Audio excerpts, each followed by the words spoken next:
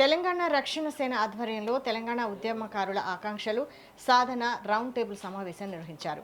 ఈ సమావేశంలో TRS chief Kalvakuntla కవితతో పాటు తెలంగాణ ఉద్యమకారుల సంఘాలు, అమరవీరుల కుటుంబ సభ్యుల సంఘాలు, పలు ప్రజా సంఘాల నేతలు, రాజకీయ పార్టీల నాయకులు పాల్గొన్నారు.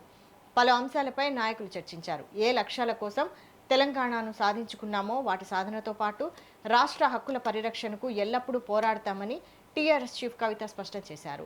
రేపు రాష్ట్ర అవతరణ దినోత్సవం నాడు జరిగేటటువంటి ఆ స్పీచ్ లో ఖచ్చితంగా ఉద్యమకారులకు డిసైడెడ్ గా ఇవ్వాలి. లేకుంటే ఇదివరకే అనుకున్నాం మేము భూముల ఆక్రమణ చేసుకుంటామని, ఇవాళ వాస్తవానికి ప్రభుత్వ భూమిని ఆక్రమించుకునే కార్యక్రమం ఉంది.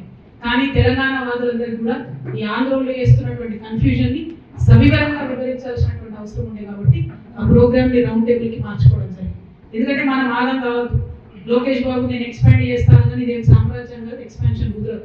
దాని వెనుకున్న విషయాన్ని అర్థం చేసుకోవాలి.